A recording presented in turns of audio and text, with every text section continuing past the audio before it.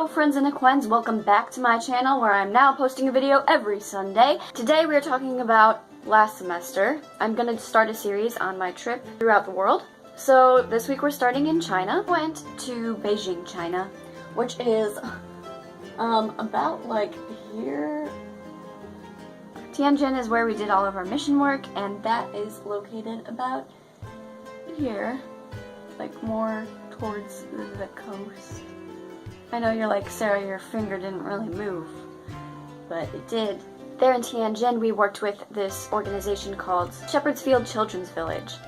And what this organization is, basically, it is a foster home for orphans in China who have special needs or disabilities, and they provide care for these orphans in these homes. They give them school if they're school-age kids, they take care of them, they play games, they run around, they have fun. A bunch of people are there to just love on them, and that's these people's jobs, is to just love these kids. So we went there as a volunteer group to just do whatever they needed help with.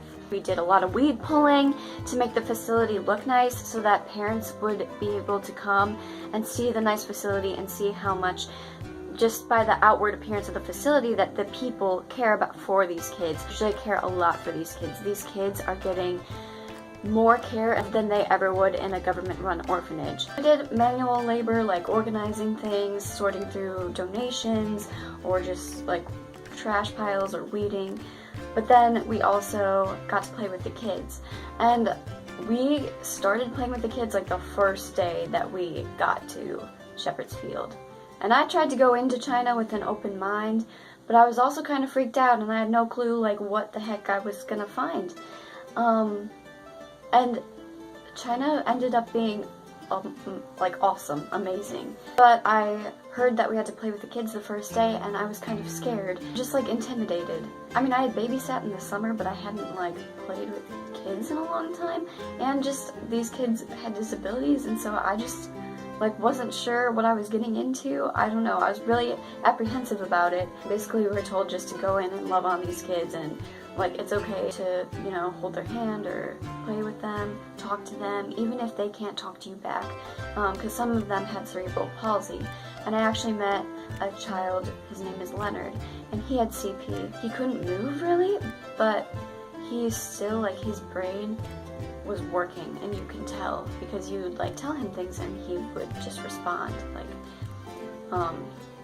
and then like all he wanted to do was be held. And so when we would pick him up to hold him, like his smile just lit up the room.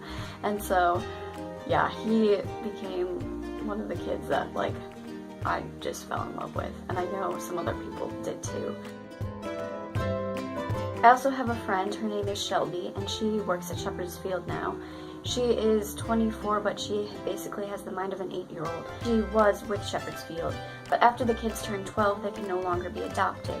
So they've created a vocational school for these kids to learn skills so they can still go out into the world and live their lives. So Shelby worked in the kitchen. She was just so sweet and just so like willing. Like we were sorting through donations and she was all gung-ho to help us. Her smile and her energy, it's just awesome. It's awesome.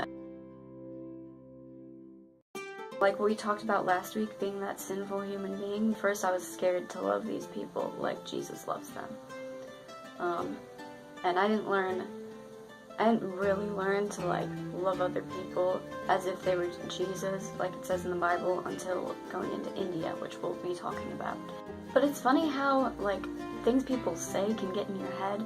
Like whenever I'd be doing something, I would think like it's okay, and then I would think of Shelby because she's like, it's okay? And I'd be like, yeah, it's okay. And she'd be like, it's okay, it's okay. And she'd always say, it's okay. There's this kid, Thomas, and he's so cute, and I was playing with him on the playground. We were swinging on the swings, having a grand old time, I thought, but I wasn't really sure because he was making this sound, and it could have been laughing, but it could have been crying, you know, like, or some, I don't know, but I was just like, what is going on? Like, am I gonna kill this child? Like, please, please, please be having a good time, because it sounds kind of like you're having fun, but like, I don't really know. But kids also can teach you, like, remind you, like, just enjoy the simple things in life, because he saw this willow tree and he was like, oh my gosh, I need to touch it. So he like touched the leaves and like played with them, and then he was playing with sticks, and it was just a great time. You know, nature, God's creation, God's toy for mankind. What? Okay. Then like there's also this tube on the playground. It was like a tube that you could crawl under, and then it had holes in the sides. And so I was under the tube, and Thomas was like, he's like real little. And so he could like stick his face in the hole and like look at me. And so we played like peekaboo. There are just so many amazing kids, a lot of whom are adopted now, thank the Lord. For me, and I think my whole team, we learned in China that this is going to be hard work, but the hard work is going to be worth it. The hard work is going to be worth it. And we are here to love these people that we come in contact with, and to care for them and serve them however best we can. China was full of adventures. We tried a bunch of new foods. I have like a whole vlog about convenience store foods that we did while in China. I don't know if I'll post that. I guess comment below if you want to see that and you'd actually be interested in that. We ate scorpion, we ate lamb penis. The scorpion I think is for the tourists. The lamb penis is definitely like authentic. I didn't eat that, and I heard it tasted like cartilage, and I wasn't about that life. I did try the scorpion, and it was like this big. It was like, no, with the tail, it was like that big. And I was like, oh, I can fit the whole thing in my mouth. And then I put it in my mouth, and I couldn't. Like, the tail was hanging out, so I got freaked out, and I pulled it out. And then my friend's like, here, I'll eat the tail, and you can eat the body. And I'm like, okay. And I was like shaking, and she's like, ready on 3, and I'm like, okay. And so, 1, 2, 3, and then I ate it. And it tasted kind of like charred bacon, which I love my bacon done real well. Going into like the first few days of China, we were in Beijing, and it was kind of more like touristy Chinese food, and I was just like, I like the second day, okay, I've never had like Kung Pao chicken. I know that's maybe weird, but I had it in China, and I think it was just like a tourist, and I wasn't big on it, and I was just like, how am I gonna eat in this country? And I was like, dear Lord, please provide food for me, because how am I gonna eat in this country? And that was always like a main thing why I never wanted to go anywhere different from the US, especially like Asian countries, because I was scared of the food. And like, oh dear Jesus, he took that worry and flipped it upside down, because then we had such good food in China, like, oh no. We also went to this like soup shop, and we had no clue what we were ordering, and we got it, and it was awesome, and so it was just really fun and like a good positive experience.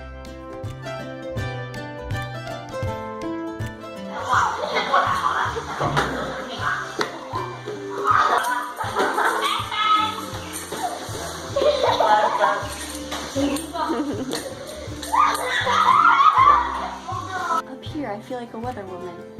I feel like I'm also wrong, but I think I'm right. For a little bit, which is about here.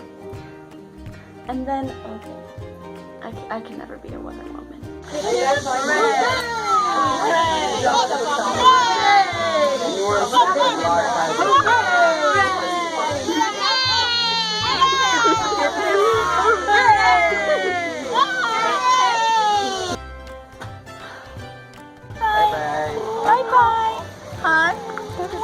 Huh?